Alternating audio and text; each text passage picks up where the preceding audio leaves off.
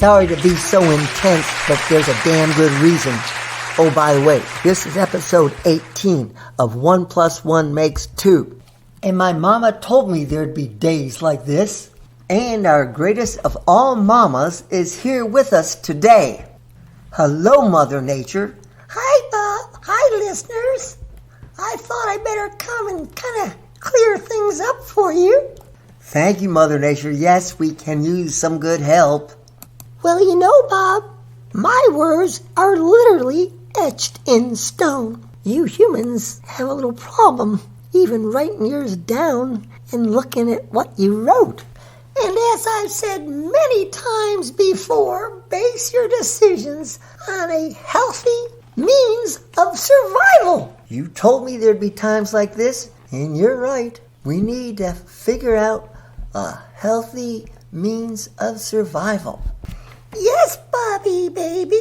And that means getting in the trenches alongside your allies and fighting to the death. Just make sure that death is the enemy's, not yours. Yes, Mother Nature. I was hoping that was what you were going to say. And listeners, you know as well as I that we're talking about our allies, the Ukrainians, and our enemies, the Russians, especially their leader, Mr. Putin. I am surprised that no one has tried to take him out. That means assassinate the man because he's half crazy and fully evil. Listeners, I'll just share some personal experiences with you. I've been involved in sports, and athletics really teach you how to survive. Whether you're competing in a game, a match, whatever the athletic contest happens to be. And when competing in an athletic event, winning and survival are synonyms. Losing and dying are also synonyms. Now let's consider the traits of a strong adversary. A strong adversary has no fear. He will fight you to the death. So how do you defeat someone who's not afraid of dying? Number one, you must not be afraid of dying either. Number two, you defeat him only by weakening him so that you can kill him, or if he has enough sense and energy left, he retreats and hides because he knows he is too weak to fight, and he knows he will die if he continues trying to fight. Thus, he either retreats or hides. Outstanding common sense, Bob. Thank you, Mother Nature. It was you that taught me that common sense is the pillars of intelligence and strength. So, listeners, where does that leave us now with President Biden placing sanctions on Putin and the Russians? Well, I must tell you, the sanctions have not saved the life of one Ukrainian and has not killed one Russian soldier. And these are the top priorities of a conflict. Now let me state another disadvantage of fighting a war primarily with sanctions. They are causing the economies of the United States and our allies as much of a problem as they have the Russian economy. Now let's just recall what Mother Nature told us. You cannot be afraid of death if you want to defeat a worthy adversary who has provoked a war. Mr. Biden is afraid that if he joins the Ukrainians in combat, that Russia will use nuclear weapons against us. Listeners, the key phrase in this discussion is Mr. Biden is afraid. That means that he is not willing to die in order to beat a strong enemy. Mr. Biden is only willing to show weak resistance to a strong enemy. Listeners, Mr. Biden's decision will save a few hundred to perhaps a few thousand American lives at the expense of, as we speak now, tens of thousands of Ukrainian lives, and in the near future, perhaps over 1 million or more lives. And let's also mention the destruction of the Ukrainian infrastructure, which will amount to thousands of billions of dollars, indirectly causing the death of more Ukrainians. Mr. Biden is not willing to use a comparable or stronger force against Russia, which will cause the defeat of Ukraine, and by association, the defeat of the U.S. and NATO. For as far as the world's view of things, the world considers the United States and NATO of being defeated simply by their own cowardice. The world will perceive and realistically view this conflict as the victory of Russia over the democracies. Russia will be perceived as the stronger force in this battle. And they are, due to Mr. Biden's cowardice and his ability to sway the NATO countries to believe in his power of negotiations and sanctions, which are better than nothing, but not much better, not even close to confronting Russia militarily. It certainly is causing the deaths of our Ukrainian allies. Well, we need to discuss what we should have done, and then we'll discuss what we must do now and in the future. Mr. Biden assumed that he could solve the issue of Putin's placement of over 150,000 soldiers near the Ukrainian border by negotiations. That's his key word. Negotiate. Negotiations. Prior to Russia's invasion of Ukraine, Putin issued the following demands. No missiles are to be stationed in nearby NATO countries nor in Ukraine. Also, the assurance that Ukraine would not become a member of NATO. Thirdly, Putin demanded that Crimea become a part of Russia and 2 regions of Ukraine become independent states.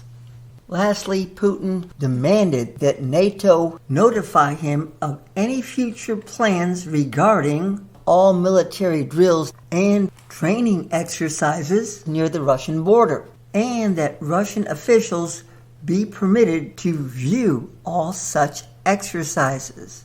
Well, thank goodness, in the name of common sense, none of the NATO nations agreed to these demands made by Putin. Sounds like we had some strong leadership so far.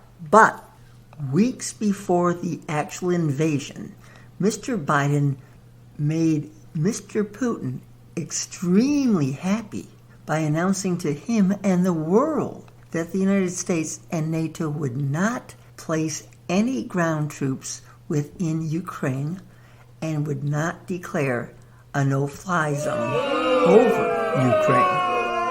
It's as if Mr. Biden was giving Mr. Putin best wishes. Good luck. Hey, Mr. Putin, keep doing what you're doing. I'm just too frightened to help Ukraine out. I just want to cover my own ass. I don't really care enough about democracy or our allies to help much because you scare me. Mr. Biden appears to be frozen with fear, so that even now he is so slow in developing a support plan of the United States for Ukraine. Now, common sense should have told our president that he needs to send the Ukrainian army what they need as far as weapons, ammunition, tanks, fighter jets, bombers, before sanctions. Why on earth would a president of a superpower ever provide sanctions rather than guns during a war?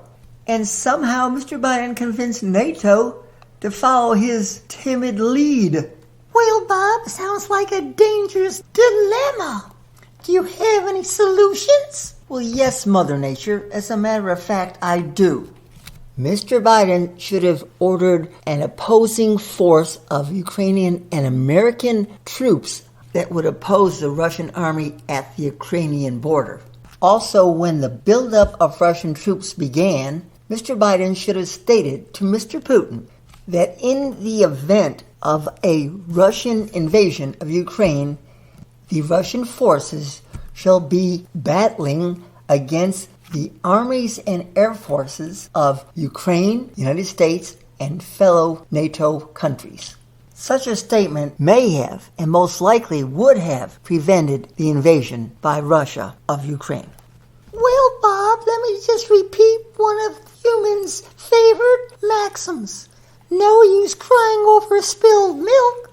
You're right, Mother Nature. So here's what we should be doing now and in the very near future. First, we should rent our Air Force jets and the NATO countries their Air Force jets to Ukrainian pilots. These Air Force rentals would be absolutely effective in preventing the Russian Air Force from destroying the infrastructure of Ukraine and killing thousands of Ukrainian soldiers and civilians. This rental program should be modeled after the Lend-Lease program of World War II, in which the United States was considered neutral at first by just loaning the military hardware to the European allies, which were battling Nazi Germany.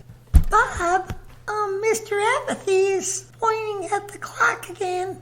Are you looking at the clock? Maybe you should.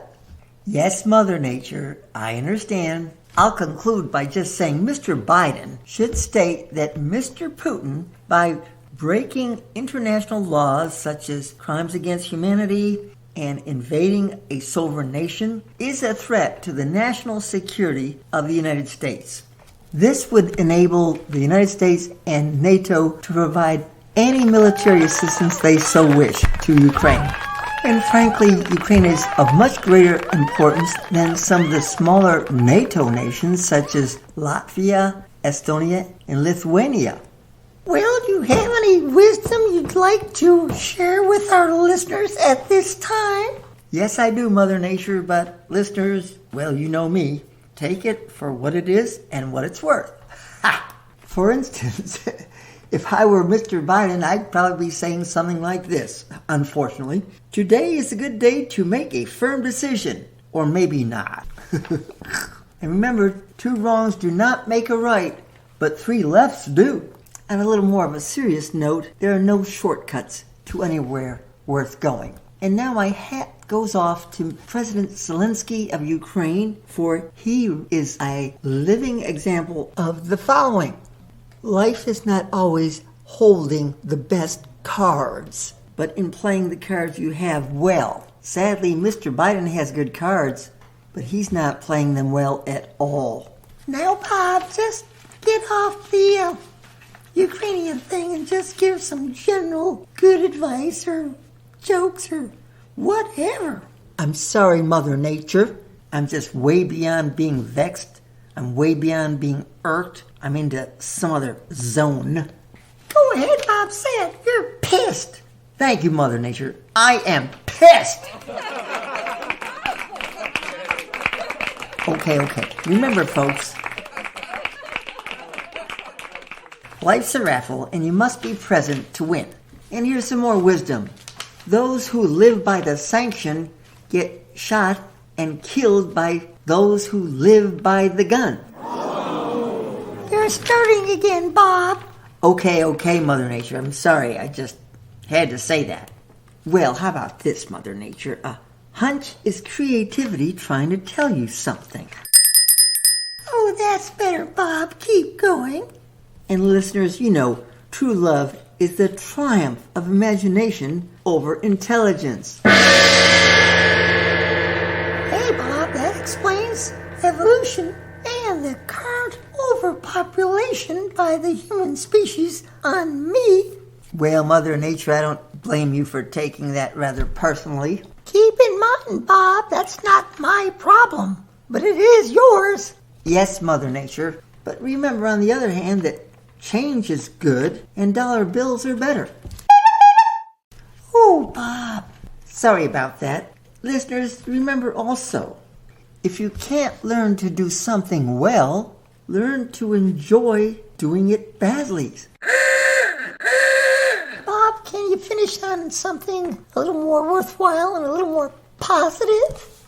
Right now, Mother Nature, those who get the most from life are those who give the most. Well, wasn't that nice? Yes, it was. Bye now. Bye-bye, everybody.